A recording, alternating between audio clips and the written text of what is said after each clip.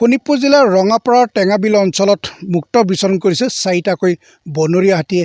এই বনৰীয়া হাতী 4টা খাদ্যৰ সন্ধানত মিছামাৰী সোণাইৰূপাই বনাঞ্চলৰ পৰা ওলাই আহিছিল আৰু বৰ্তমানৰ সময়ত এই টেঙাবিল অঞ্চলত আশ্ৰয় গ্ৰহণ কৰি আছে। কিন্তু এই 3টা বনৰীয়া হাতীৰ ভিতৰত এটা বনৰীয়া হাতী এতিয়া অসুস্থ হৈ পৰিছে, ভালদৰে খোজ কাঢ়িব পৰা নাই, আৰ্তনাদ কৰিছে বনৰীয়া হাতীটোৱে। বনৰীয়া হাতীটোৰ চিকিৎসাৰ প্ৰয়োজন অতিকৈ হৈ পৰিছে। মই সেই দৃশ্যটো দেখুৱাই লৈছোঁ। এইটোৱে সেই বনৰীয়া হাতীটো আৰু সেই বনৰীয়া হাতীটো এতিয়া খাদ্যৰ সন্ধানত ওলাই আহিছিল আৰু ভালদৰে এতিয়া খোজ কাঢ়িব পৰা নাই, যেনে তেনে থিয় হৈ আছে আৰু সেই বনৰীয়া হাতীটোৰ এটা ভৰি ফুলি এতিয়া বিষৰ যন্ত্ৰণাত আৰ্তনাদ কৰিছে। সেই বনৰীয়া হাতীটোৱে কিন্তু ভালদৰে খোৱা বোৱা নকৰাৰ ফলত অৱস্থা অতি শোচনীয় দিশে গতি কৰিছে। মই সেই দৃশ্যটো দেখুৱাইছোঁ।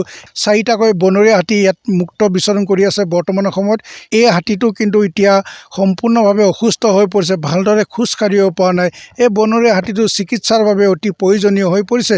ইতিমধ্যে এই অঞ্চলত বা এই ঠাইখিনিৰ এই বনৰীয়া হাতীটোৰ স্বাস্থ্যৰ বুজ ল'বলৈ ইতিমধ্যে ৰঙাপাৰা আমাৰিবাৰী বনাঞ্চলিক কাৰ্যালয়ৰ বন কৰ্মীসকল উপস্থিত হৈছে আৰু এই বন কৰ্মীসকলে ইয়াৰ প্ৰয়োজনীয় ব্যৱস্থা গ্ৰহণ কৰিব বুলি জানিব পৰা গৈছে। কিন্তু সেই বনৰীয়া হাতীটো বৰ্তমান অসুস্থ। এইদৰে খাদ্যৰ সন্ধানত ওলাই আহিছে 4টাকৈ বনৰীয়া হাতী। এই বনৰীয়া হাতীৰ ভিতৰত এই যি এটা বন্য হস্তী বৰ্তমান অসুস্থ হৈছে, এই বন্য হস্তীটোক চিকিৎসা প্ৰদান কৰি সুস্থ কৰি তুলিবলৈ ইয়াৰে প্ৰকৃতিপ্ৰেমী ৰাইজে বন বিভাগক দাবী জনাইছে।